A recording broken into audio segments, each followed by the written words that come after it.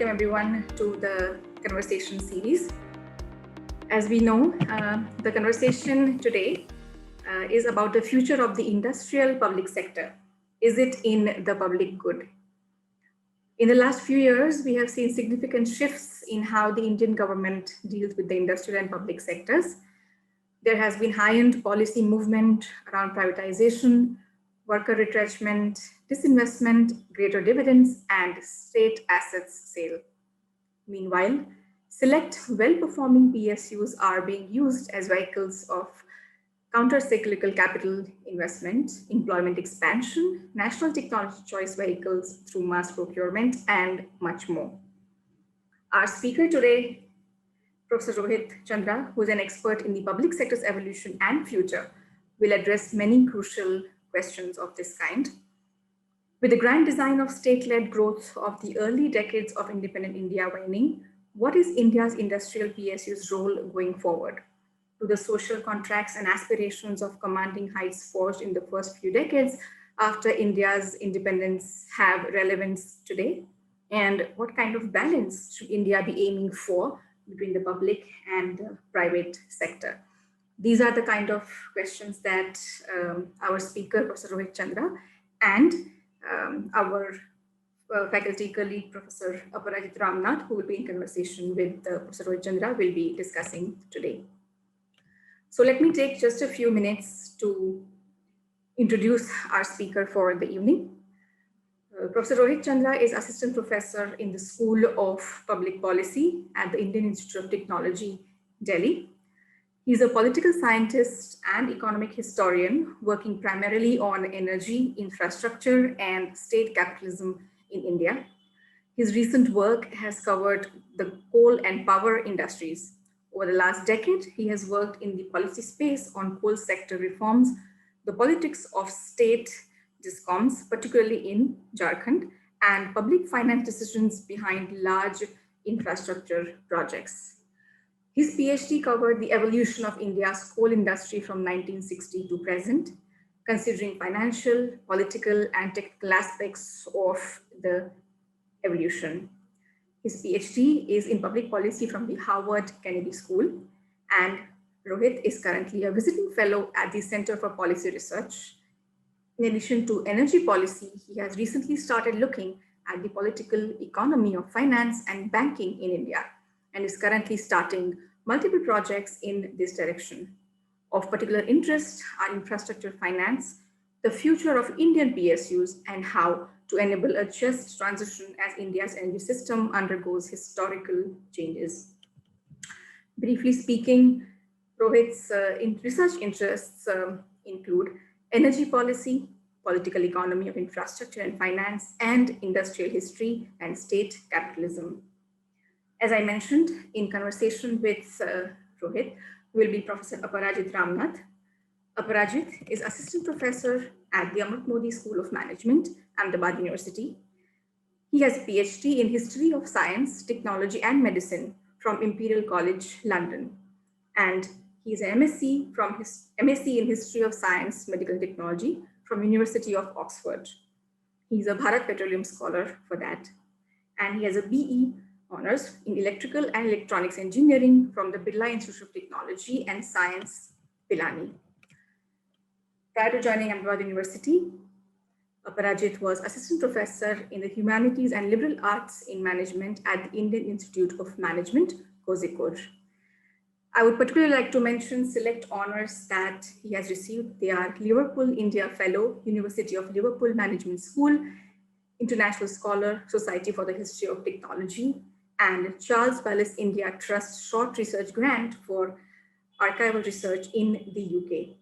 His research interests are humanities and liberal arts, and Aparajith has also authored a book on the birth of an Indian profession, engineers, industry, and the state. So I take this opportunity to welcome Rohit. Welcome Rohit to this webinar, and thank you Aparajith for making your time to be in conversation with Rohit today.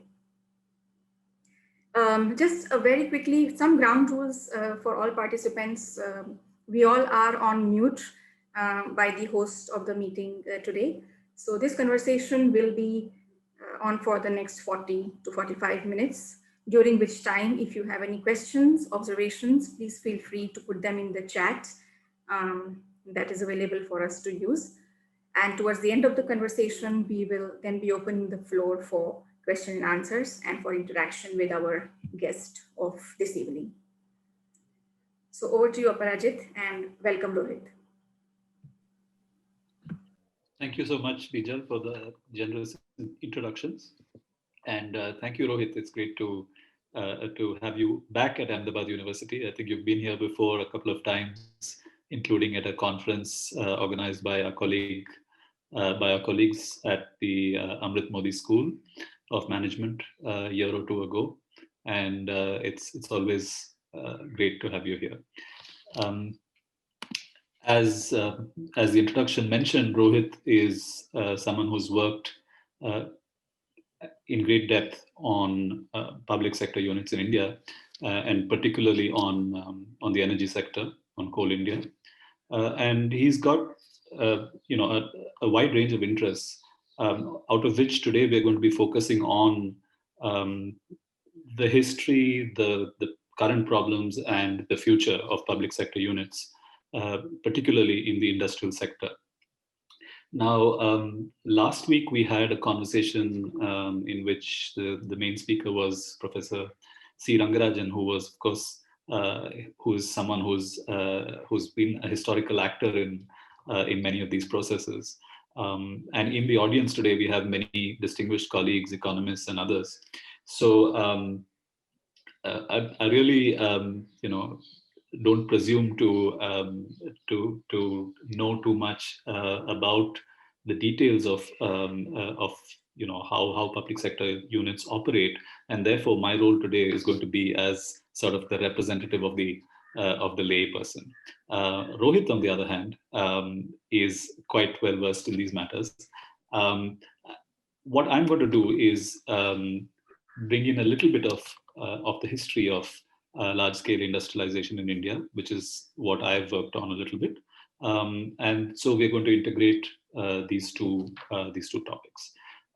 So our plan, as I said, is to start with a brief historical overview of PSUs in India and work our way up to the present day. But before we begin, I'd like to ask Rohit, would you like to tell us briefly, what are the big issues and questions you deal with in your research about PSUs, and how are they relevant to us today? Right. So I think first of all, thank you, Bijal, for the very generous introduction. And it's great to be back at Ahmedabad University, albeit digitally.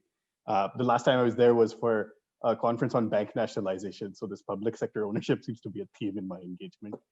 I think the biggest question is always, especially post 1990 in India, has been like, what role should PSUs play in the economy, right? I think this is particularly in the last century, this has been a big question across the world. And because of the way India evolved in the first few decades after independence, where we ended up going for a more heavily state-owned model, I think there is always this tension between kind of a more market fundamentalist approach and a state-led development approach, which has been a consistent intellectual tension among India's kind of bureaucratic and political class. And I mean, despite the big liberalization moments that we've had from the early 1990s onwards, there have been many sectors which have continued to be dominated by state-owned enterprises in one form or the other. And this is not unusual for a lot of developing countries, right? If you look at China, if you look at Brazil, if you look at Russia, I mean, there's a lot of countries which have pursued this model with varying degrees of success, which we can discuss later. And so part of it is, this propriety question, right? When does it make sense to have a state-owned enterprise in a particular sector? When does it not? And really getting into the weeds of context-specific reasons why it does or does not exist, right? And so in some senses, the way this started for me was I was working at a policy think tank 10 years ago. I was doing a big report on the coal industry, and coal mining in particular is dominated by Coal India, right? Over 80% of all coal mined in the country comes from that one company.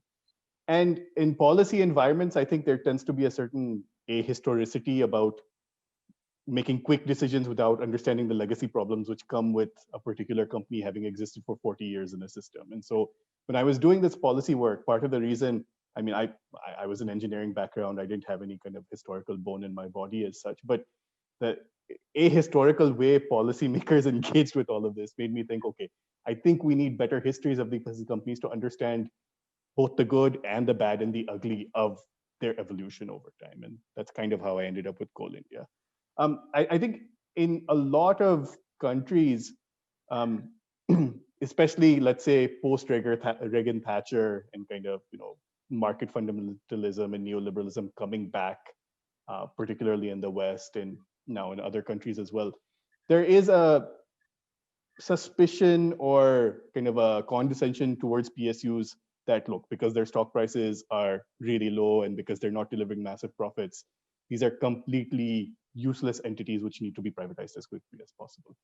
I think that's a really extreme view. And so part of what I was doing was kind of what a lot of political scientists from the early 90s and 2000s were pushing back, saying, look at what worked in the East Asian model, look at what worked in a bunch of other countries where state-led development and collaboration, close collaboration between both the private sector and the public sector and government can yield good outcomes depending on if incentives are aligned, if you have export markets, all of that. And so a lot of what I do these days is kind of provide color to the Indian flavor of state capitalism, which is trying to show, okay, look, what is Coal India doing, which is special? What is NTPC doing, which is special? What is LIC doing, which is special? And are there reasons we should or should not, slowly privatize, snap privatize, all of these kinds of things? That's kind of one big strain. I think that's the consistent intellectual strain of my work in the last 10 years, because this privatization question or disinvestment question has come up multiple times in the last few decades. So that's roughly what I work on. That's what motivated my work. That's really interesting. So you've got to the heart of the debate in in the first question itself, and we'll be coming back to that as we go along. What are the circumstances under which privatization or disinvestment is a good option? Why are we talking about it in certain cases? Why not in other cases, and so on? But you also touched upon another sort of broad historical process, which we discuss a lot in class, which is the process by which countries which are quote unquote late industrializers choose to go about their industrialization process. There are various terms for it, catch-up industrialization being one of them. And of course, there are lots of theories about what is the ideal way in which a country should try and catch up with more industrialized countries. And depending on what case studies you look at, the role of the state has always been a very important factor in that kind of endeavor. But we'll come to that a little bit down the line. I wanted to start, since you talked about the need for better histories of PSUs. Most people associate the start of public sector units in India with very particularly with the Nehruvian period. We talk about the industrial policy resolutions, and we talk about Mahalanobish's influence, planning, and so on. But there were also important state-owned or state-run enterprises in the pre-independence period. The biggest ones, of course, were the railway companies. Some of them were run by private companies, but some of the railways, or many of the railways, were indeed run by the state, and a bunch of them were nationalized in phases from 1920s onwards. There were other smaller enterprises as well. So if you take a state that I work on a little bit, there was the Mysore Iron and Steel Works, Bhadravati, Hindustan Aircraft Limited, which of course started as a public-private partnership, but was taken over by the government of India in World War II. So, where would you place the origins of the Indian PSU? Can we give a particular date to it? Can we trace its intellectual lineage? What would be your sort of potted history of PSUs or the origin of PSUs? No, so I think putting a date is a fool's errand. I think for a particular sector and a particular unit, you can kind of trace it back. I do agree that the princely states, everything was state-owned in some senses, right? So if you're trying to promote an industrial concern within a princely state, even like Singareni coal collieries and a bunch of these other kind of small industrial units which came up under princely states were often state-owned and then taken over by the Indian state later on. I think, state ownership is complicated partly because I think some of it was wartime economies, right? So I think wartime economies actually promoted a lot more interventionary state action across a range of essential industries, coal, steel, all of these kinds of things. And in some senses, a lot of those controls which are passed during that period never really receded as much. So some of this was kind of response to World War II. Some of this was, honestly, I think the state as a buyer of last resort actually ended up happening a fair bit as well, right? So this is a bit later, I mean, in the Nehruvian period, but like when a bunch of textile mills fail and then the National Textile Corporation is formed, acquiring all of them. So you don't suddenly have tens of thousands of people unemployed overnight, right? And so I think part of the reason you need better histories is because it is incredibly sector specific. I mean, Indian Railways played a big role in all of these things. I think, I mean, even if you look at colonial procurement, right? I mean, in some senses, I mean, that is a form of state-led development in India as well, where like a lot of our largest companies grew on the back of state procurement. Now, how much, even if a unit isn't directly run by the state, if the state is providing the finances and the incentives for that to happen, I mean, that is a kind of an intellectual precursor of sorts, which I think ends up solidifying post-independence for various reasons. And so, yeah, I think I don't think there's a date, but I think a lot of those ideas post World War II, and then with some of the winds of change which happened, especially in Germany and France and a bunch of countries, and the UK, with nationalization of various industries post World War II, right? So I think the one thing people, because unfortunately in our lifetimes labor's power in politics has almost secularly declined. You haven't seen kind of the strength of unions that you did during that period, right? And strong unions were actually able to bargain for a lot back then. Less so in India, more in kind of Western Europe, but a lot of those ideas I think spilled over as well.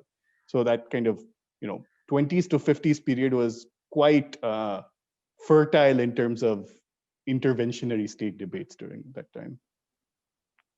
Absolutely. I mean, of course, there's been a number of excellent works on the intellectual history of the interwar period, which I think clearly, I mean, although we identify PSUs with the Nehruvian state, these are debates that are coming into being, as you said, from 1920s onwards.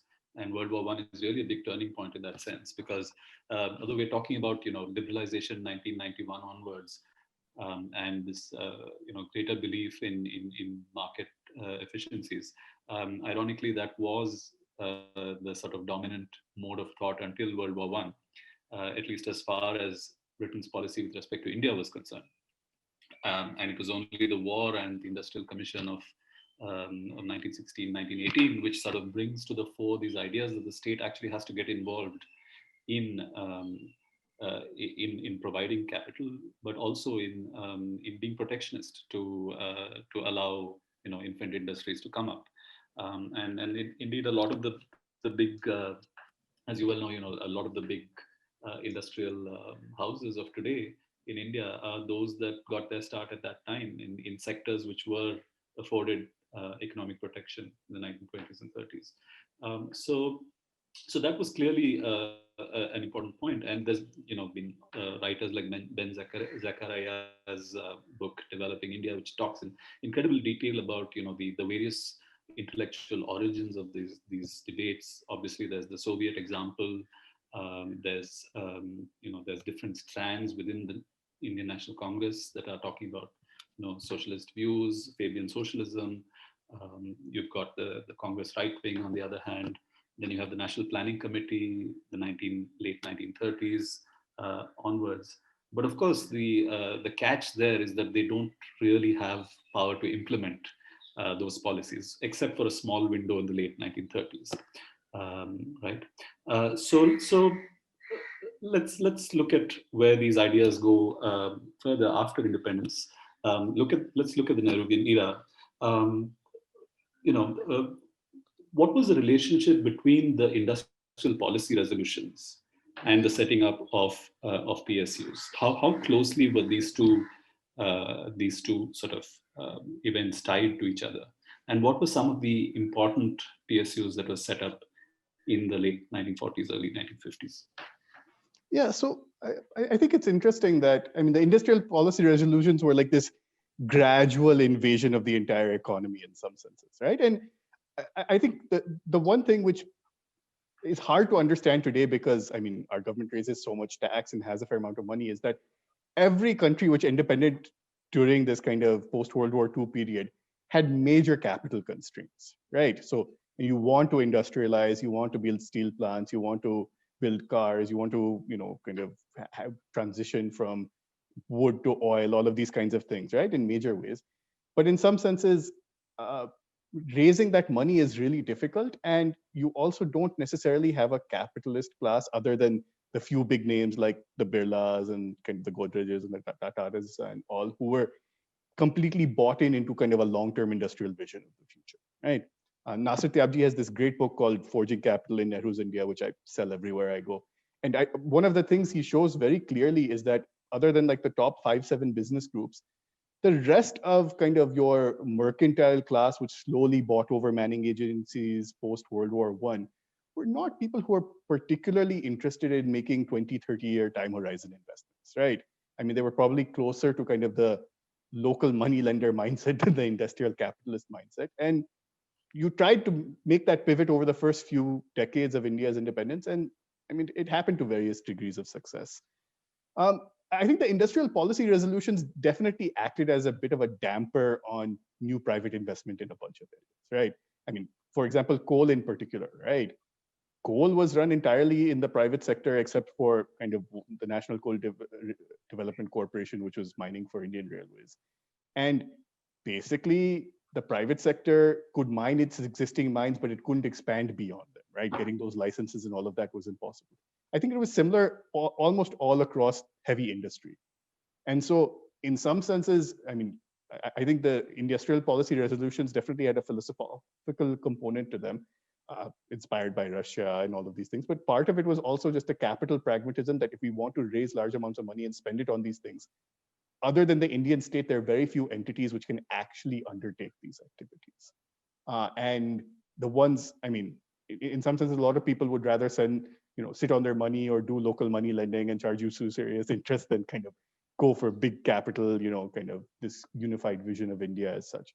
And so I think that is the era when you have kind of the ONGCs, the Damodar Valley corporations, the state electricity boards, heavy engineering corporation, various steel plants like Bokaro and all coming up during this period, right?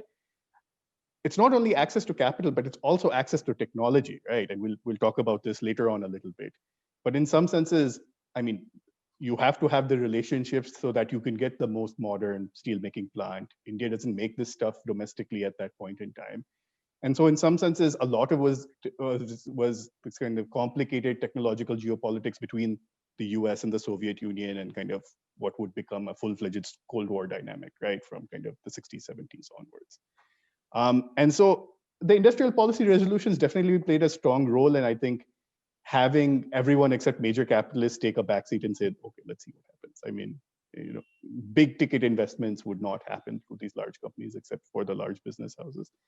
I think the interesting thing is that, if we fast forward a little bit to the 1970s, that's when I think the serious acceleration happens for two main reasons, right? One is bank nationalization. This access to capital problem is mitigated by bank nationalization because instead of convincing 20 different or 30 different banks to lend to projects and each of them will, kind of disagree with each other on terms and all of these kinds of things, now you basically say, okay, I am going to use the banks to lend to what I want, right? And this is when the whole priority sector and all of these things start evolving in major ways. And so it's not like you got rid of the capital constraint, right? I mean, NPA problems have been happening in India since nationalization every 5-10 years because of various reasons. But in some senses, the state now has access to capital to bankroll its, let's say, industrial ambitions, not having to continually depend on the US or some Western countries and the Soviet Union for technology. And interestingly, this is also the period when the World Bank finances arguably two of the most profitable and largest PSUs in India today, NTPC and Coal India, right? Less so in Coal India, but more directly in NTPC. World Bank collaboration basically led to the formation of those companies. And very strong collaboration, large loans for equipment, all of these kinds of things. And so I think that's when you I mean, some of these experiments with DVC, HEC, and all were not particularly successful. A few state electricity boards worked well, a few of them didn't. So you had a lot of heterogeneity. But NTPC and Coal India, I think, really pushed that kind of centralized power system idea in India, which basically dominates the Indian grid at this point, right? And so I think that's roughly my kind of power and coal-centric view of how some of these have evolved. Interestingly, you had a lot of different companies as well, right? I mean, you had public sector pharma companies, you had public sector rubber companies, all of those kinds of things. I think a lot of those ended up falling by the wayside later on, and we can discuss why or why that didn't happen. But especially in like big strategic industrial areas, I think that was kind of the focus for those decades. There's so many fascinating strands to what you're mentioning. I mean, one is the idea that the heyday of the public sector unit is probably not at all the Nehruvian period, but actually the subsequent period, right? With the Indira Gandhi and others, especially as you mentioned with bank nationalization, and then Bijal mentioned Bharat Petroleum, who were nice enough to give me some a scholarship when I was a graduate student, and they wouldn't have existed had it not been for the nationalization of Burma Oil Company, and then HPCL came from Caltex and Esso in the 70s. So there is this wave of nationalization going on, and of course, part of it is so when we talk about taking over existing companies, it's a slightly different different scenario from the government getting in to start something fresh, where they need the kind of scale and capital that only they can provide, as you mentioned. You also mentioned a little earlier the role of the managing agencies, and we'll come back to that if we have time.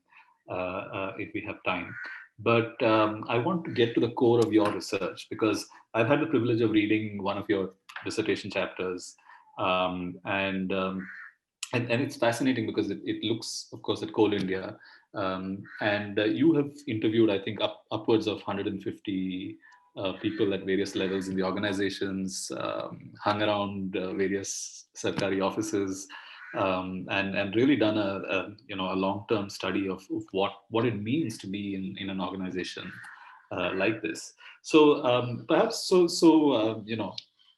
as an audience, so we can get a more sort of concrete sense of what PSUs do. You could tell us a couple of stories from your work at Coal India. What did they set out trying to do? What were their problems that they faced?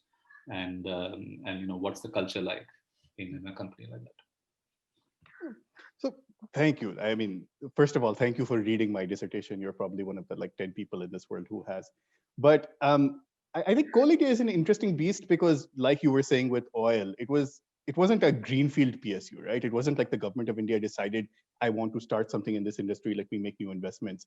It was by nationalization in the early 1970s, when 71 and 73, coking coal, and then all of coal was nationalized, apart from a few specific mines, which belonged to the Tatas and a few other groups. And so in some senses, the first decade of Coal India's life was basically like consolidation of like 50 different assets from 50 different companies into some kind of organizational hierarchy and some kind of managerial setup and all of these things. And so the core of my dissertation actually focuses on this idea of adaptive state capitalism, right? That I think there is, and with good reason, a view of PSUs as these like archaic old dinosaurs, which are steeped in their ways and that cannot change. And I think that may be true for some of like the lesser performing, loss-making, inefficient ones where people are just kind of holding on to their government benefits. But in companies like Coal India, I feel like there's been a significant evolution of the company over time. And so my entire dissertation was basically describing that in kind of different versions. I think there's a lot of really interesting parts of the kind of Coal India experience. But one thing I would say is that companies like Coal India, NTPC, ONGC, and all really managed to create a cadre of engineers. And I think this is kind of flowing straight out of your work in some senses, who, I mean, worked across the country, built up technical expertise. They may not have been at the technological frontier of each of their disciplines, right? But I mean, I think these are people who could get stuff done relatively quickly. I actually talk about this a lot in kind of the politics, one of the politics chapters of my dissertation, that Coal India had better civil engineers than most PWDs in state governments, right? So in a coal district, if you wanted to build a road, if you wanted to build a house, if you wanted to build any asset, it was actually better, easier for Coal India to get it done many times than the local district collector sending an order, not knowing when he's going to get the money, especially in states with lower state capacity like those in Eastern India, right? So in some senses, there's this tension between kind of what's called the grabbing hand, which is kind of Andre Schleifer and Robert Vizhney's view, which is kind of kleptocratic PSUs, which kind of basically take money and don't do anything, and PSUs being part of India's larger developmental state, right? Which is that where they exist, they are building more than just their industrial assets, right? They're also building schools, societies, roads, all kinds of things. And perhaps in like tier one cities, that doesn't matter so much. But when you're, coal mining in the hinterland of India, uh, you know, until let's say the early 2000s, in a lot of coal mining districts, the best hospital in the district was a Coal India hospital. Now, whether you could get access to it or not is kind of a whole different set of things, right? But in some senses, I think this varied character of India's large PSUs often goes missing until you actually like go and run around and do the field work and talk to people about all of these things. I remember I was interviewing one, former chairman of Coal India. I was like, yeah, I mean, our motto was coal at any cost, pre-1990. So the financials clearly did not matter so much, right? The point was to get it out of the ground quickly. And post 1990, the finances started mattering a lot more. And so, Coal India had, in the early 90s, no, in 1970s, it had around 700,000 employees, most of whom were miners, and you had about kind of 20, 30,000 people in the officer or management cadre.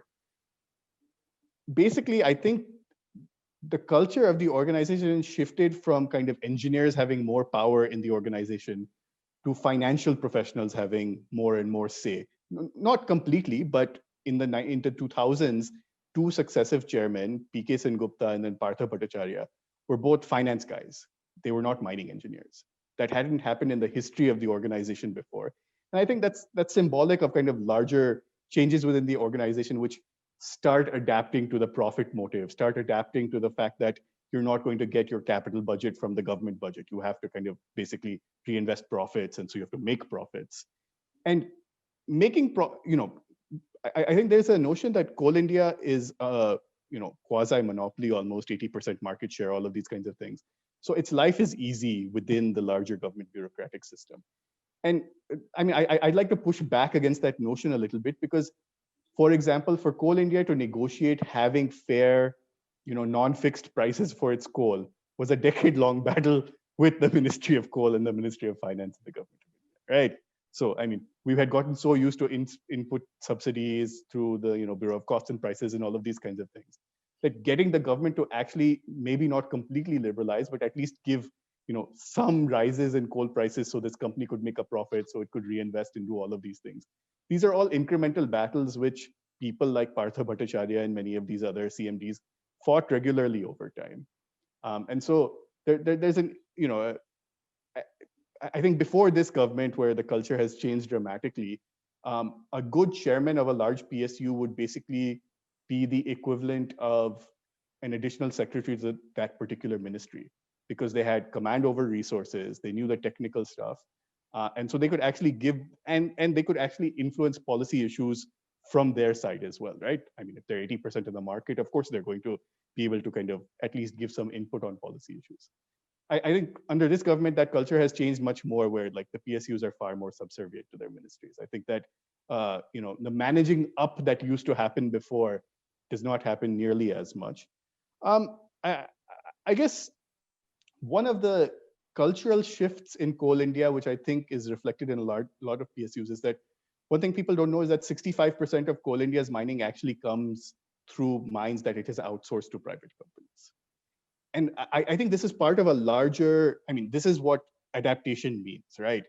When a government agency realizes that, oh, if I do all of the mining by myself through my employees, it might be too expensive for me. So let me figure out what I can push to the private sector and what I should be doing to myself, right? And I think this is, I mean, government departments have these problems. Most PSUs have these problems. That like, what do I do in-house and what do I do outside, and what is the comparative advantage of doing one versus the other? I think a lot of the best PSUs in India have started kind of embracing kind of market principles in that sense, where they may be more kind of management organizations than the purveyors of their own actions, right? ONGC doesn't do all of its drilling by itself. It hires a lot of service companies to do stuff like this. And so in some senses, I think this is Coal India's adaptation on this front by post 2000s, basically introducing lots and lots of private subcontractors, is embracing the market ethos in many ways, which I don't think these companies usually get any credit for. At least, I mean, it may not be reflected in their share price, but for various reasons. But I think organizationally, there have been a lot of changes in that direction. And then finally, I think the single most important thing that companies like Coal India do is that they are embedded in environments, especially in Eastern India, which are just difficult to do business in, right? So I think I am far more sympathetic to the PSU privatization arguments in Maharashtra or Gujarat or Andhra Pradesh or other states, which have fairly thriving private sector environments because investment has come into those states, right? But in states which have not gotten those quantums of private investment, I mean, the PSUs and the public investment is what is holding those districts and those states up. And so, I mean, what worries me a little bit is that Coal India works in Eastern India partly because that's where the coal is, right? So, I mean, you don't have a choice. But also, it's 50 years of accumulated political and bureaucratic relationships and goodwill, which allow it to continue working despite, let's say, less than ideal political circumstances or investment climate, right? That is a comparative advantage, which I think privatization ignores a little bit, right? And so some of what I've been writing about more recently and trying to understand is, as renewable energy scales up and all of these things, even companies like Coal India are investing massively in things like fertilizers, solar plants, building solar panels, all of these kinds of things, which is like so far from what you could imagine them doing 5 years ago. That's a form of adaptation, right? These are kind of the boards of these companies thinking with a 20-year time horizon and realizing that just mining coal may not be, a way of surviving the way the world is moving right now. And I think the best PSUs are capable of this kind of long-term thought. Not all of them are. So thanks, Rohit. I mean, I think I got most of what you said, and again, at every stage in this conversation, one can potentially pick up a lot of threads.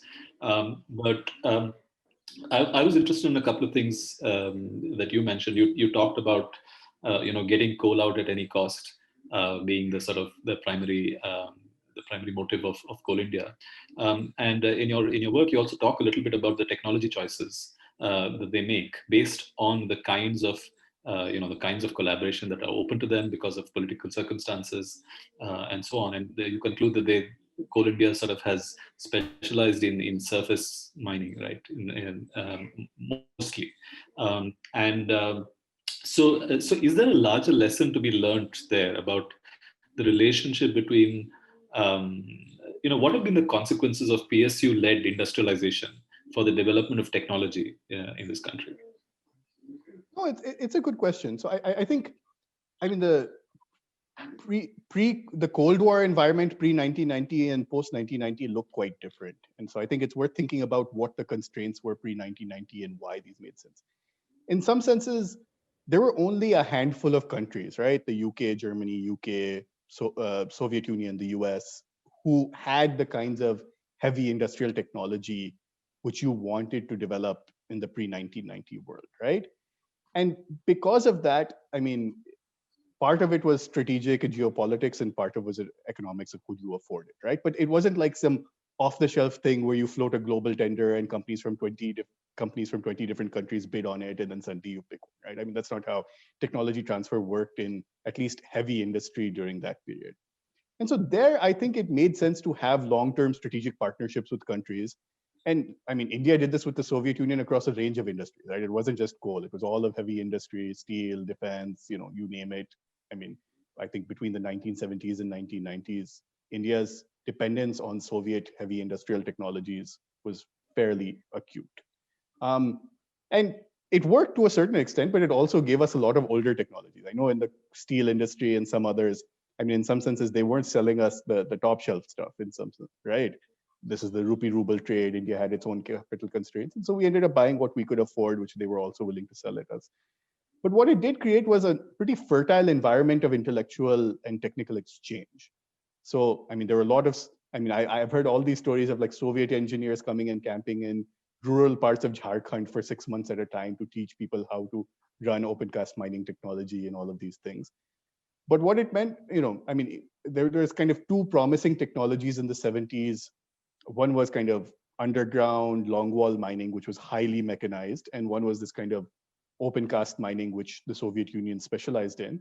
And for various reasons, which I'm happy to discuss later, longwall mining did not work in India and it was really expensive. And so we tried a few times, and for various reasons, it didn't work. And so then basically, because explosives had evolved a lot, because we had an easy supplier in the Soviet Union, because they were actually helping set up certain heavy manufacturing units within India where we could be somewhat self-dependent on these technologies. We ended up going heavily into open cast mining, which is over 90% of all of India's coal today. I think if we were to zoom out a little bit and say kind of, what more broadly happened across Indian PSUs, I think one thing Indian PSUs got pretty good at was like sustaining technical partnerships with other countries, right? So, if you go to ONGC or you go to Coal India or you go to NTPC, there are entire cells with these companies which just manage international technical relationships, right? And I think there's a reason that a lot of companies which come in prefer to work through these companies rather than go at it by themselves, right? Having a partnership with a government PSU, which has the access, which can manage all of these intermediary relationships with government bureaucrats and all of those kinds of things. That was definitely something which is super attractive pre-1990s. And I think that space is partly being more filled by private companies now than public sector companies. But I think but I do think the one place where we definitely were not super effective was the R&D front, right? So as technology acquirers and technology partners, most of these companies were very competent. But I don't think you would really accuse the ONGCs, the NTPCs and Coal Indias of kind of, they provided R&D to various universities, they had research priorities, all of these kinds of things, but they didn't really do any cutting edge work on that front. And so in some senses, I think that is the one area of kind of relative failure you can talk about, that R&D culture, saving the small surpluses and putting it into serious R&D, which can change the future technology trajectory of India, that's not really something we ever got around to doing in these heavy industry areas. So we're starting to get some interesting questions in the chat box, but before we move on to that, I just want to sort of conclude the trajectory that we're on. So a couple of questions from me, and I'll sort of take into account some of what people are saying. So current debates, ever since liberalization, of course, the focus has been on disinvestment, raising money by selling underperforming PSUs to private players. There have been disinvestment commissions, disinvestment ministry, but in a lot of cases, there are no takers. This despite the fact that in some cases, as one of our commenters, Vinay Patankar, private sector companies or those that have taken over PSUs actually show much better results, right? So why is this? What is this dichotomy where you have some of these companies where it's proving very difficult to sell them off? Although experience in the last 20, 30 years seems to suggest that that in a lot of cases efficiency has improved after privatization. So what are the various factors that go into these kinds of things? Yeah. So what I would say is that I think the track record is a little mixed, and part of the reason is just heavy risk aversion by the government of India as well, right? So in some senses, unfortunately, the way the bureaucratic culture has evolved right now, if you sell anything and the price rises tomorrow, then there's some notional loss and you're not the one who wants to have your signature on the file. So there's a deep risk aversion among the bureaucratic class and even the political class to sign off on one of these things, especially when it's not like riding some high valuation, right? And this is kind of what's killed a lot of this disinvestment momentum post-COVID, because most PSUs, their stocks crashed afterwards. I think some of it is also an inability to confront the politics that are associated with PSU. So there's a bunch of PSUs which are relatively efficient and kind of make profits and all of these kinds of things. But a lot of PSUs is a place for like jobs for the boys or legacy jobs where you can get, some connection can get a job and doesn't have to really do any work, right? And I mean, let's face it, our PSUs have been a vehicle of political financing for 40, 50 years. This is not anything new. And so trying to balance your own party, people in your own party opposing your move for these things has been one of the reasons why you haven't been able to privatize tea estates and all of these things, which there's no good reason for them to be in government ownership other than the fact that that's the legacy. And so I think that's actually one thing which has been underestimated by this government, but even previous governments, right? I mean, we've had this disinvestment rhetoric for the last 20 years. But in some senses, you have to start with the politics of the PSU and then move, and the legacy of laws and other things which created its creation, right? So in some senses, LIC is trying to go for an IPO sometime soon, right? But part of the problem is that LIC was established by a certain act of parliament, and you have to undo that entire act of parliament before you can proceed with these things or amend it heavily. Same thing with SPI, same thing with a bunch of other, I mean, these are not industrial PSUs now, but the point is that because the Coal Mines Nationalizations Act was a nationalization act, undoing that actually becomes particularly thorny because it's enshrined in law. And so, I think that consensus can be gradually evolved, but it is a gradual process. I think when you try to do a snap privatization, like what happened with one of the UP state electricity boards, which they were trying to privatize, what happens? The entire city is out in the streets protesting against it, right? And so I think the one exercise which Niti Aayog did relatively well was segment kind of the existing pool of central PSUs up into 2 or 3 buckets and figure out which ones are profitable, which ones are not, which ones do we want strategic interests and all of these kinds of things. And so that kind of thinking has been done in government. I think the harder part is then going to the unions, going to the politicians who have been earning off of these companies and trying to say, okay, we need to push you off. Here's a big fat check, please take it, and we're going to retire you, we're going to sell you, all of those kinds of things. It can happen, right? I mean, even in Coal India, kind of the creeping outsourcing was not an overnight thing, right? These were sustained negotiations with unions over time who saw the logic of this, and sometimes through a little bit of coercion and sometimes through a little bit of, kind of payoffs or one way or the other, sweetening the union contract, all of these kinds of things. You can make it happen, but there's a process. And I think you have to be willing to negotiate to go through that process. That's not necessarily something we see a lot of right now. I think the private companies taking over PSUs and making them profitable, there's a bit of a selection bias there, right? Because in some senses, to the private company to buy that asset, they have to have all kinds of assurances, which the government makes the environment for that particular industry much easier, right? So in some senses, that's why we haven't seen Air India sold, because the entire environment, the loss-making stuff, you have to take over all the debt, all of these kinds of things. So in some senses, when the slate is wiped clean and the government says, I am not going to interfere as much in this industry anymore, it definitely makes it easier for the private company to come in. I will not deny that private companies, especially like, Vedanta and Balco and all of these guys, have certainly managed to turn around some of these companies very significantly. I don't think you can just project from a few of those examples and say this will happen everywhere. I think this is really an industry specific thing, which is why any generalizations on this fall flat after a point. But yeah, I think it's inevitable we're seeing this kind of stuff. And I think just yesterday or earlier this week, the Tatas bought over 2 of the discoms in Orissa, right? That is historically a function which has always existed within the state. The power sector is having various problems, bringing in a private discom might help. And so I think on the margin, I mean, sometimes state governments, sometimes the unions themselves, when they see the writing on the wall and you negotiate with them with 6 months and come up with an appropriate package, it works. When you don't go through that process, then you see what's happening with the Air Indias of the world, which is long drawn out processes. Interesting what we, the ideas that we have about corporate governance and PSUs, and the idea that, PSUs are seen as dinosaurs and bloated and inefficient and so on, or even, some people think they're corrupt. But the idea is that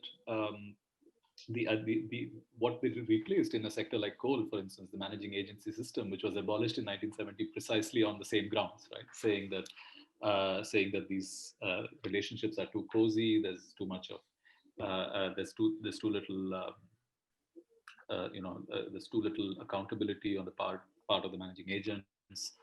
There's a lot of scope for corruption, and so on. So in a sense, you have this narrative in the 1970s of reforming corporate governance by replacing this private structure with a state-led one, and now we have kind of come full circle. It was just an interesting thing to think about. I mean, the government itself has various categories, the Navratnas, the mini Ratnas, and the Maharatnas, and so on. So even, I mean, the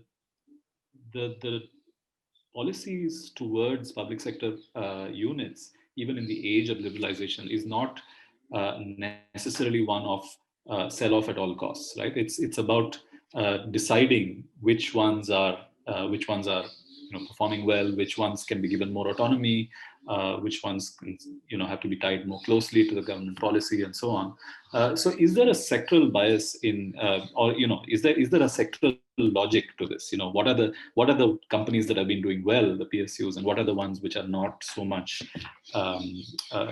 being given a long rope by the government? So I mean, I think it's pretty clear that natural resource sectors, partly because they have super normal profits, tend to do relatively well, right? So all of the oil PSUs are doing fairly well. Coal India is doing quite well. NTPC, because it has basically like a more or less guaranteed return on the power it sells, and cost plus pricing regulators give them and everything.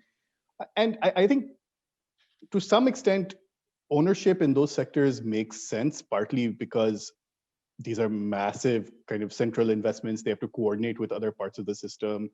And some of it is kind of a very strong path dependent. So let me give you the example of Coal India, right?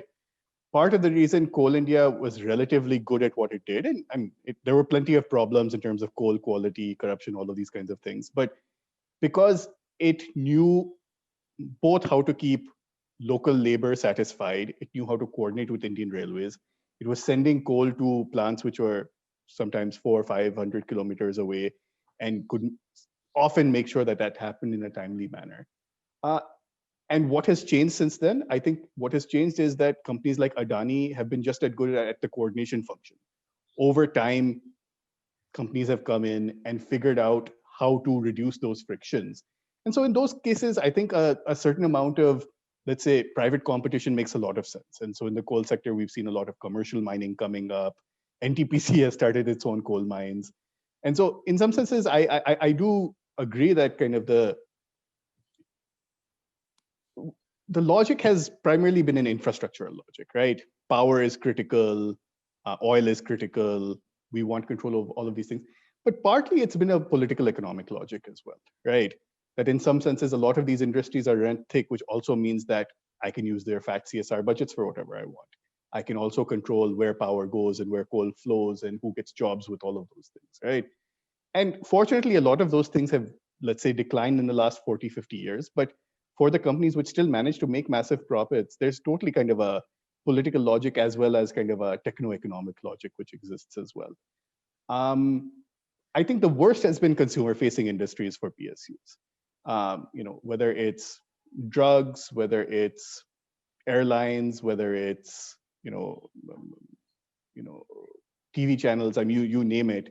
I think government PSUs are not good at consumer-facing industries. I think that's where private companies have appeared. BSNL, most famously, perhaps. And so in those industries, I have philosophically no problem against like competition being introduced in a PSU slowly withering into irrelevance if it cannot compete. And I think is there a level playing field? Can you create a level playing field given the advantages that have existed for these companies? I think these are all those complicated questions which are slowly being addressed. But I think there are certain ownership benefits to these large infrastructural sectors where even if you are not the end producer, right? Even if you're not at the coal mine itself, having control over the contracting system and having it coordinate with the transport system, or controlling the power generation system, because power transmission and all of these things have always been in state control, is something which still makes a lot of sense. And this is not unique to India, right? I mean, this is, I think the market fundamentalism gone too far in the US is not necessarily always the ideal model. But also like the creeping decline in state ownership is probably makes a fair amount of sense, given that the state is getting out of a lot of unnecessary areas. The final thing I'd say about this is that it also prevents scope creep of these companies, right? I mean, Coal India may have been part of the developmental state, but should it really be a company which is providing water, power, roads, and all of these things? I think in an ideal kind of narrow corporate view of the world where you have to make profits to keep your company going, that should not be part of your core function. Realistically speaking, this is what India had to do to kind of function in those areas. We are slowly moving away from that kind of version of the world, I think. Excellent. So, you mentioned that India is obviously not the only country with public sector companies. Although we tend to, the way we grew up talking about it, we tend to imagine that these things are unique to India. But obviously, I mean, there've been other, as I mentioned earlier, catch-up industrial economies from South Korea to Brazil to Japan in various stages, where the state has played an active role. Maybe not in exactly the same in the same way.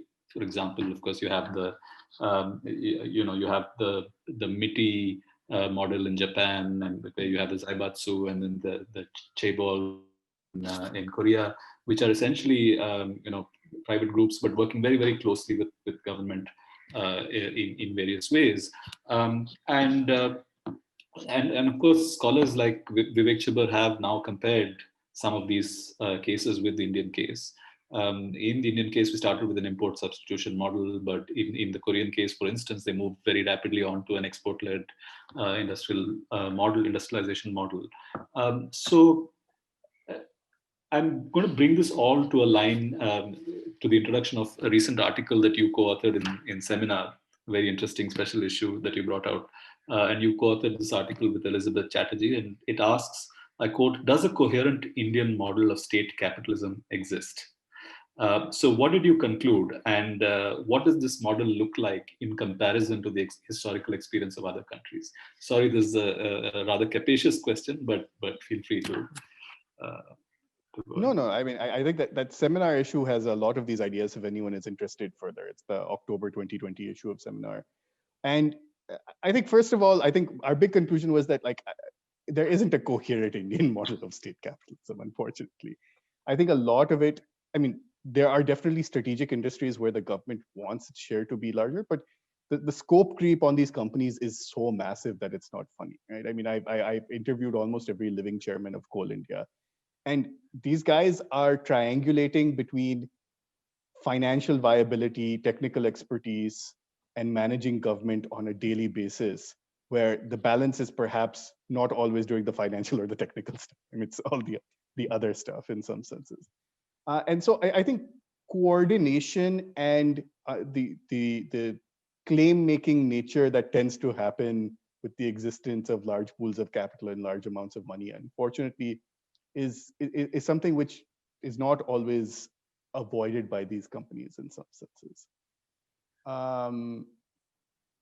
Sorry, what was Indian model of state capitalism? Yeah, I think what we have seen is a big shift in the last 10 years, right? So in some senses, I think even in the late 90s, kind of there was no dispute that NTPC was going to dominate the power sector, that power companies were going to. I mean, certain sectors were considered sacrosanct. And I think that has changed a lot with the financialization of certain industries and PSUs. So one of the things which we are seeing change in a big way as this consensus has shifted is, can you bundle a bunch of power grid assets and sell it off to a certain company which will hold it for a long period of time, right?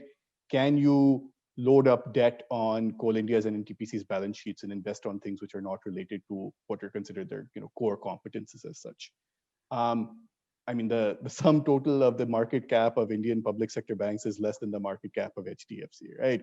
And so all of these kinds of things, I think, have slowly led to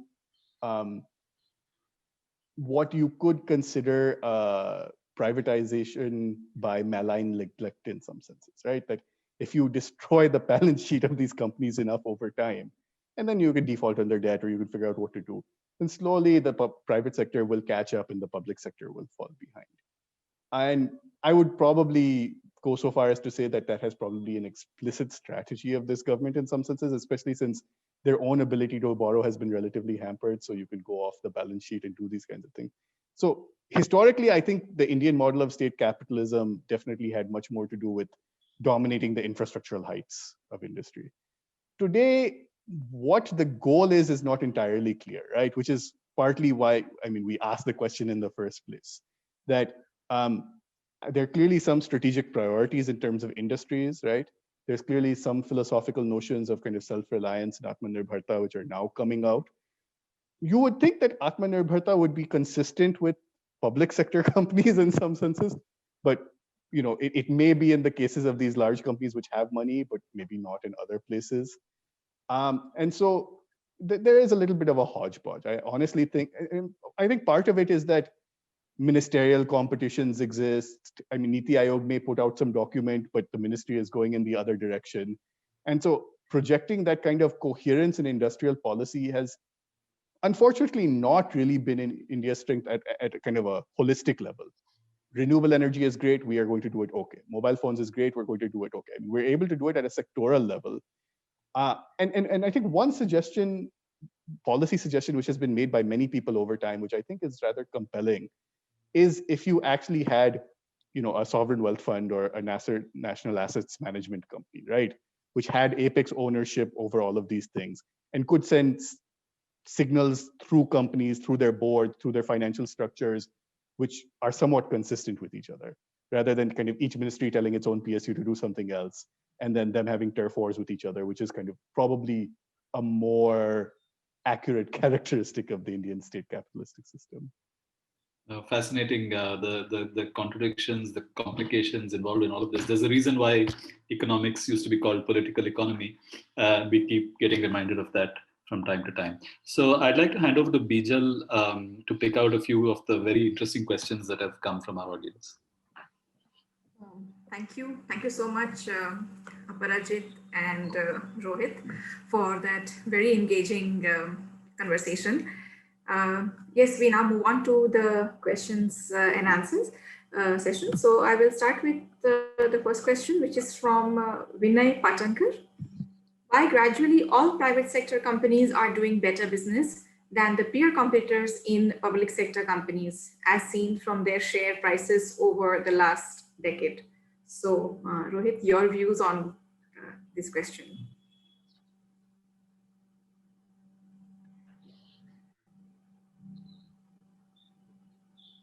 Sorry, Bijal, I lost you. Could you repeat the question? All right, so there's a question, it is there in the chat as well, from Vinay Patankar. He says, why is it that gradually all private sector companies seem to be doing better business than the peer competing businesses in the public sector companies, as seen from their share prices over the last decade? No, I think that's a fair question. I think my response to that would be that I think share price is not an adequate reflection of the value of a lot of public sector companies. You guys organized this fantastic conference last year on bank nationalization, and all of the bank chairmen were saying this exact same thing, right? When you have public sector companies which have expectations well beyond their business proposition, and where the majority shareholder as the government of India can make them do things, I really think you need a more holistic view of what that company does, right?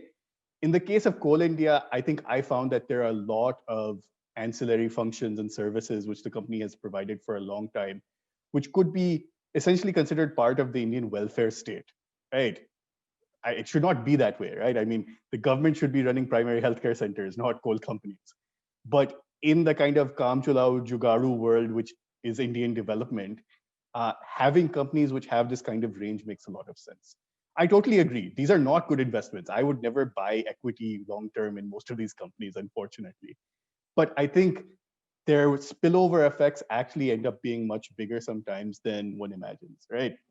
Just to give you one example, right? NTPC has something like 20 or 30 different JVs and subsidiaries right now, right?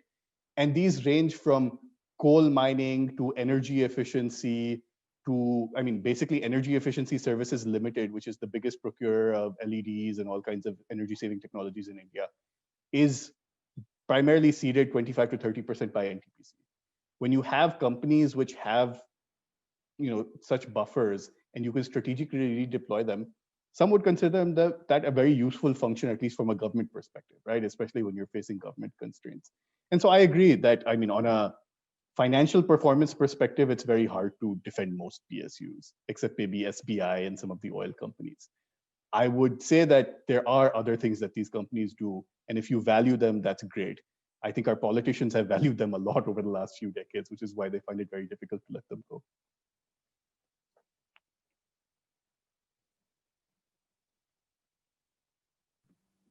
Thank you so much, Rohit, for that response to the question.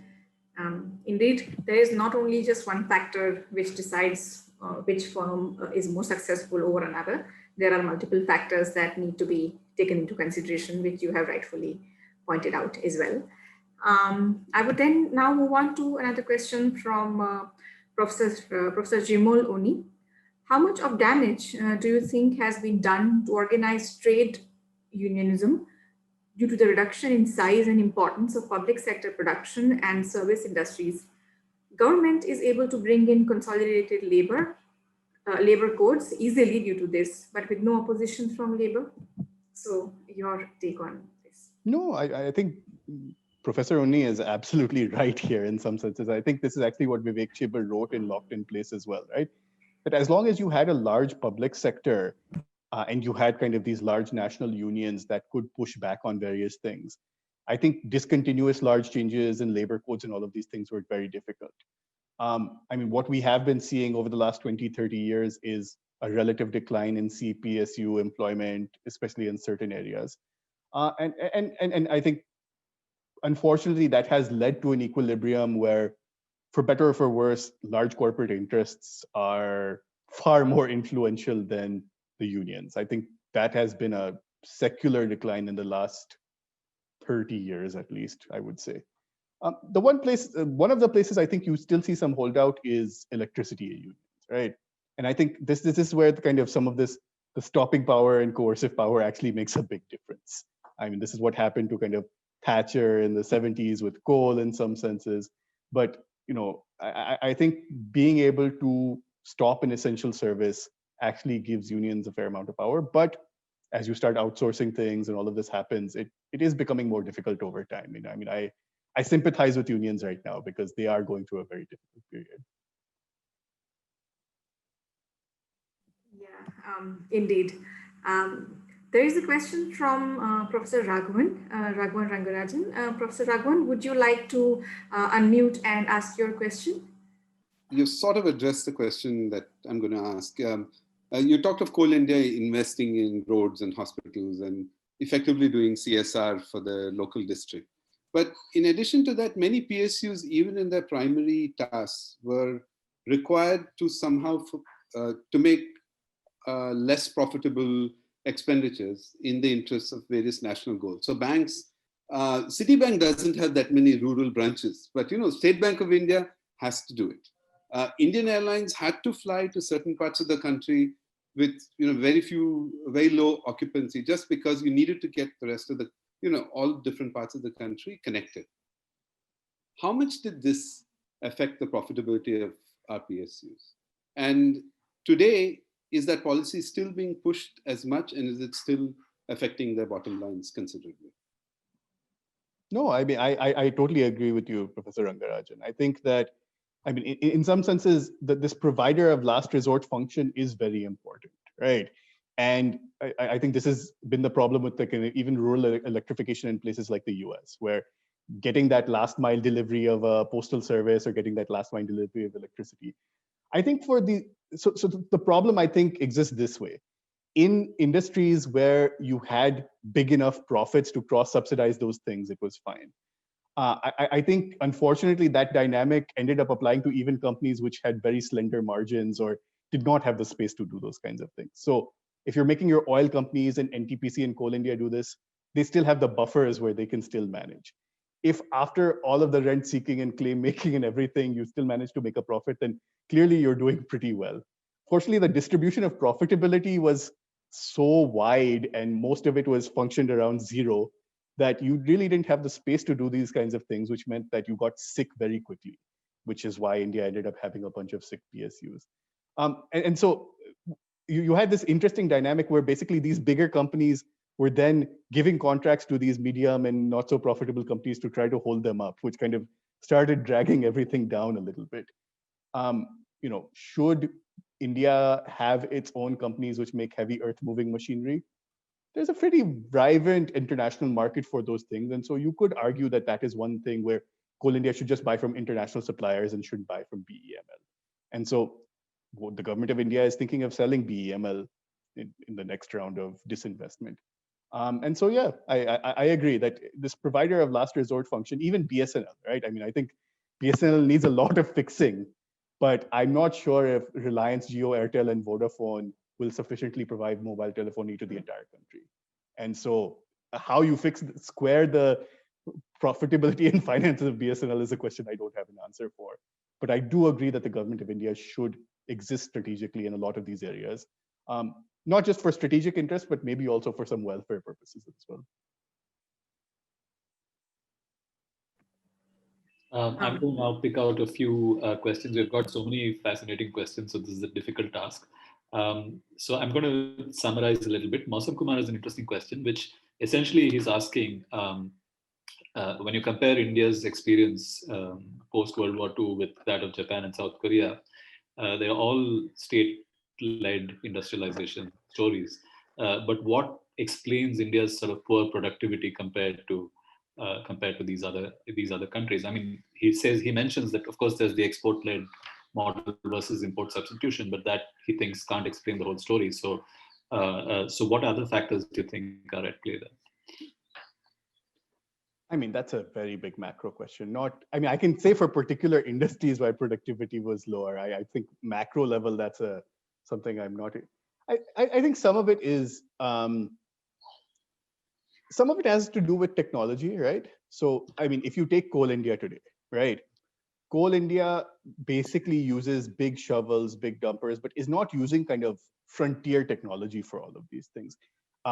The way, let's say, Australia has kind of really mechanized large-scale open cast mining in ways which we cannot imagine.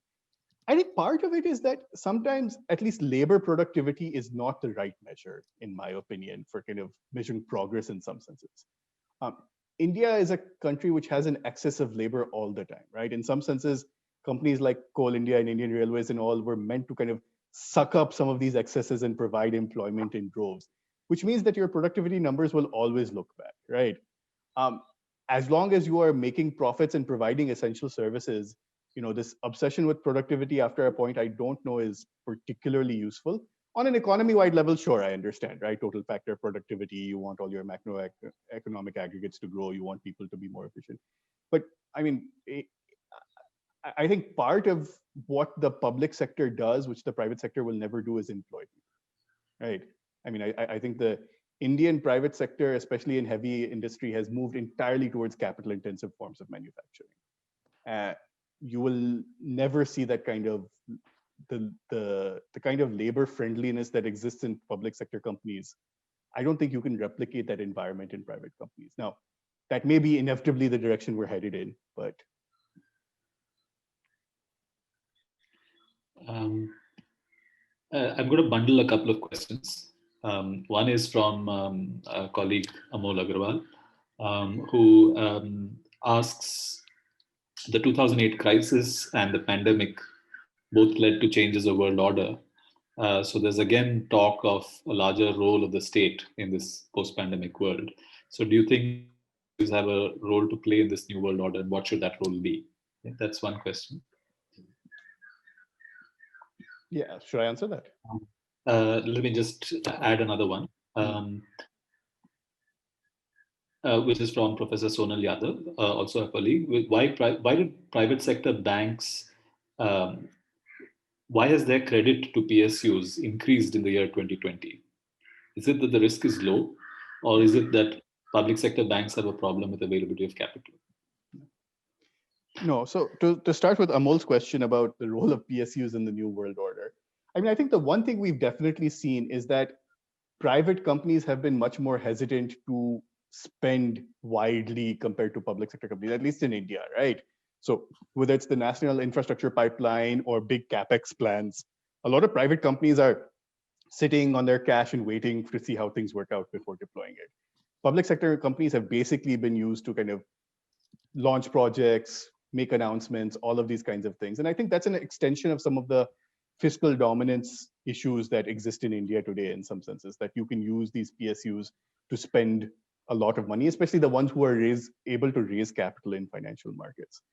So what I would say is that I don't see a big push to get public sector ownership out of areas which are profitable and where there is a large amount of, some strategic interest or some of those kinds of things. Also, the inward turn post-COVID is definitely, I think, a justification for large amounts of public spending through PSUs. Now, the question is what it will look like. The way things are moving right now, I feel like we're moving to, let's say, what's called a subcontracting state, right? This is kind of how the American defense industry functions, right? That ultimately all contracts may come from state units. But are you just creating a bidding or tendering environment for private companies to participate in, which is what, let's say, companies like BHEL have been doing for a long time? Or are you actually purveying those economic activities by yourself? I could see a version of the world 15 years from now where Coal India, NTPC, BHEL exist, but their own employment bases are relatively small because they're basically large subcontracting units. And a lot of PSUs have been moving in that direction, but the government still wants control over what contracts are given out, right? I mean, I think that is the ultimate desire of kind of industrial policy or state-led planning of any kind. I see no desire to give that part up, right? And so, yeah, then we'll see what happens. I mean, I don't doubt that PSUs will shrink, but I think in strategic areas they will still maintain control over an industry, even if they are not ultimately the purveyors of economic activity. Why are private banks lending more to PSUs?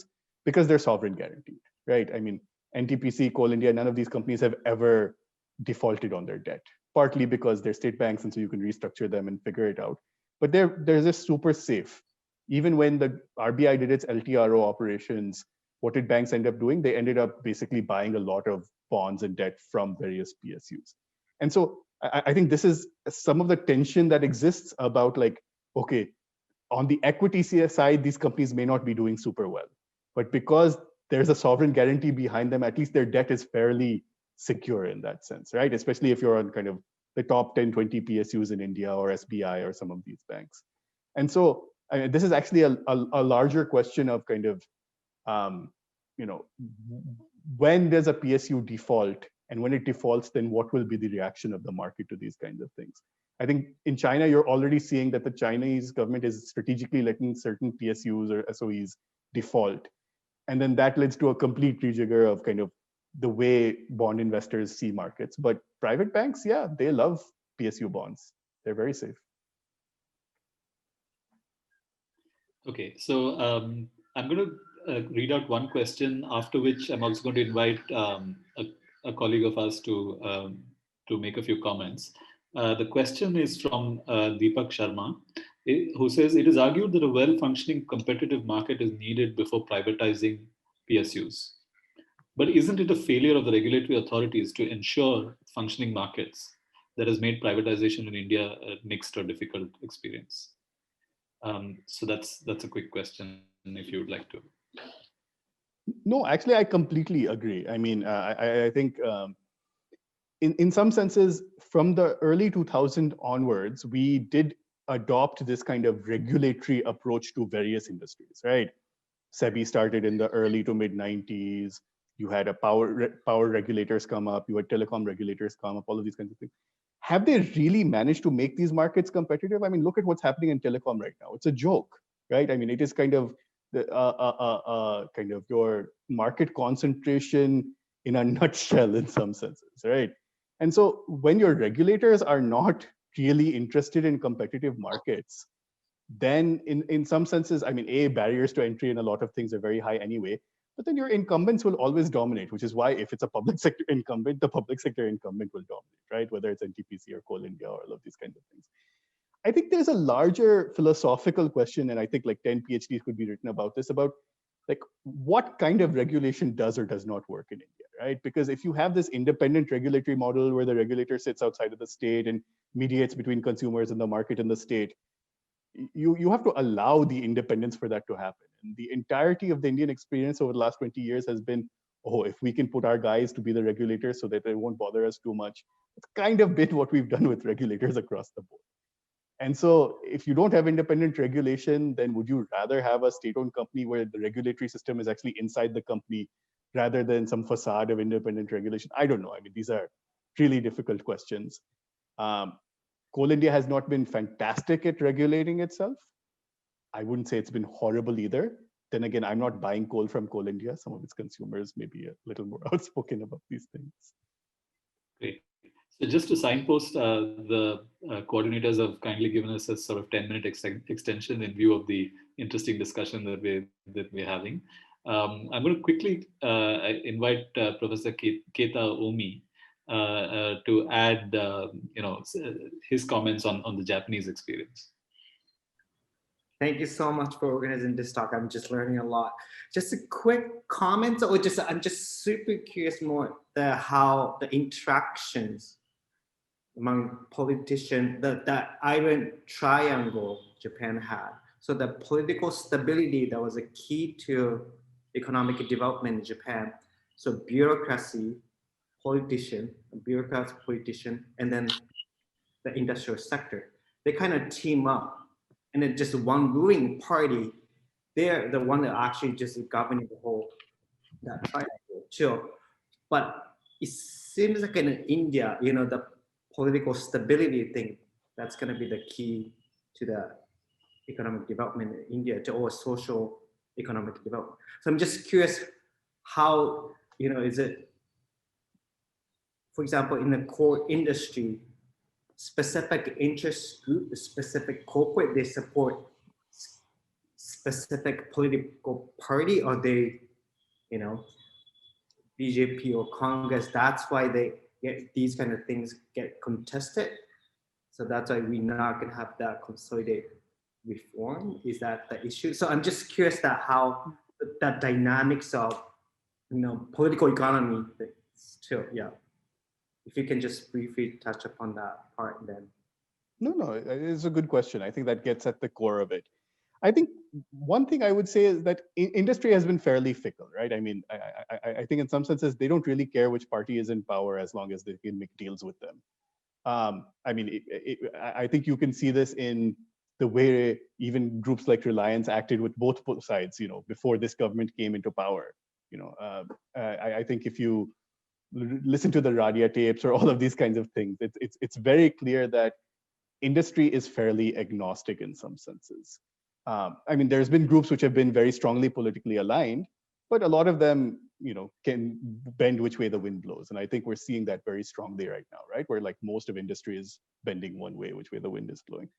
I think part of the larger issue is that what time horizon does your industry have, right? So I think the one really remarkable thing about the Japanese model was that industrialists were taking very large bets, which were decadal bets, right? I mean, I think until the last 15, 20 years, other than the large Tatas and Mahindras and kind of some of these groups, your small to medium-sized capitalists have not been willing to take such long-range bets, right? And the ones that did, the GMRs and the GVKs and kind of these kinds of intermediary groups, have all gotten their hands burned, right? They have a lot of assets in bankruptcy. They're part of this whole non-performing assets problem.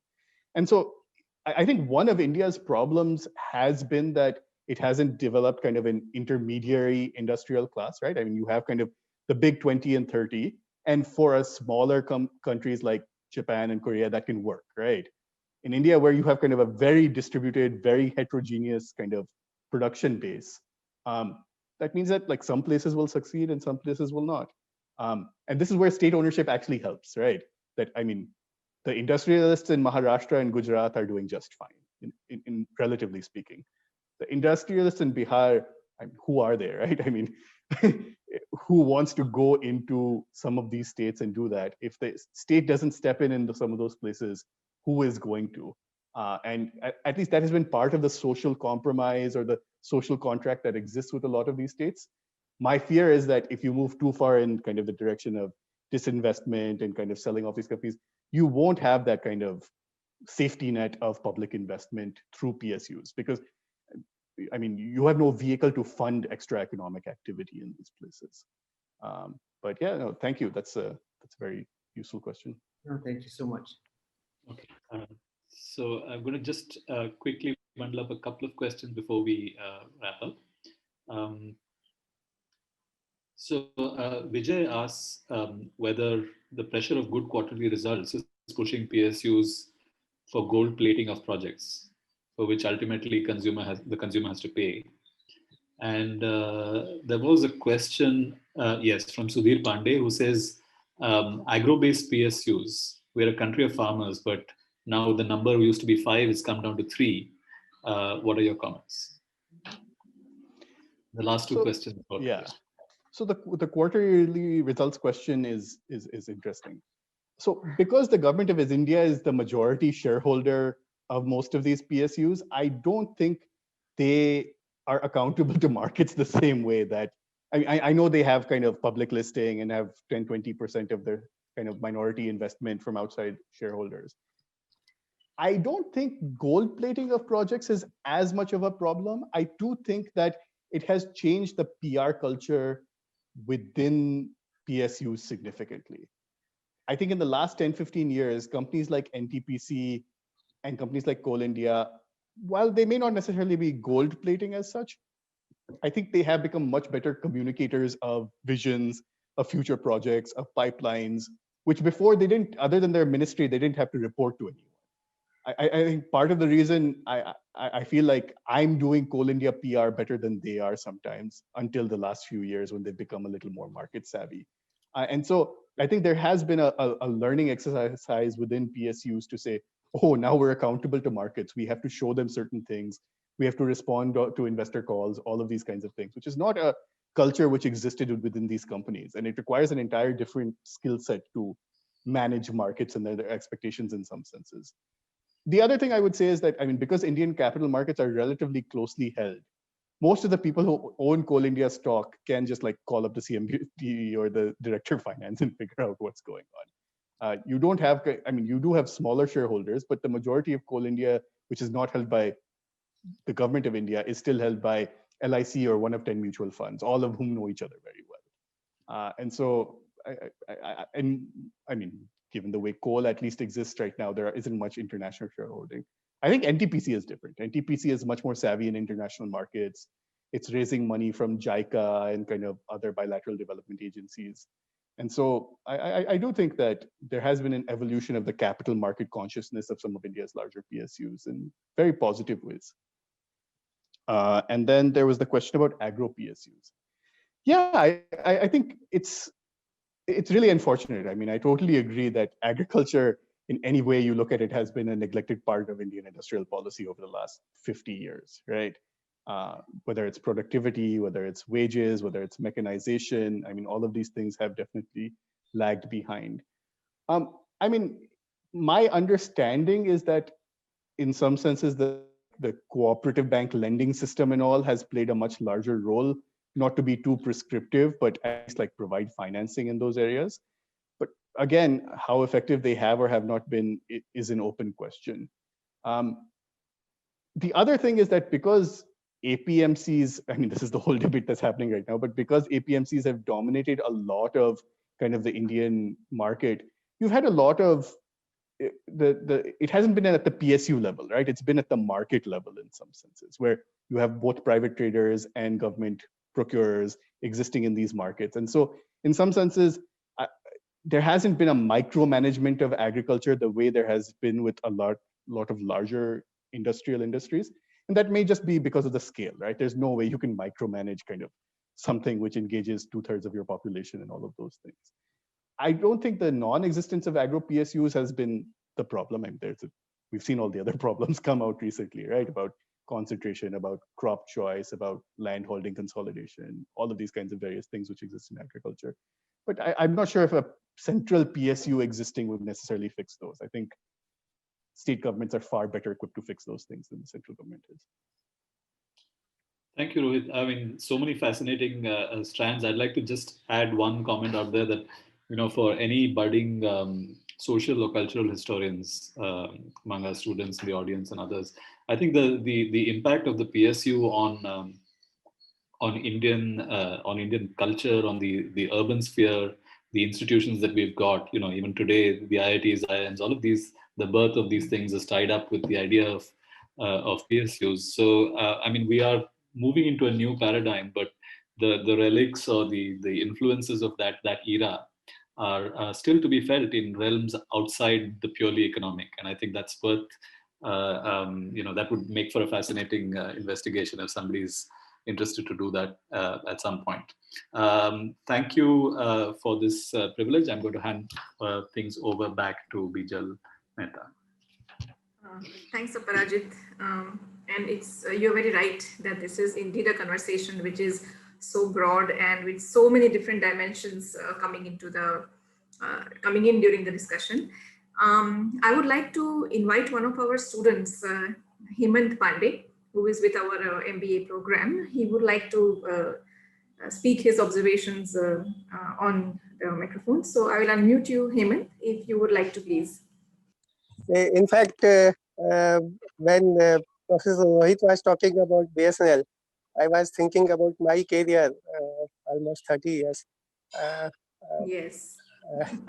Actually, I've gone through all those phases of telecom industry evolution. I have been part of it. And when my subordinates used to come to me and ask me questions, sir, ye kya ho raha hai?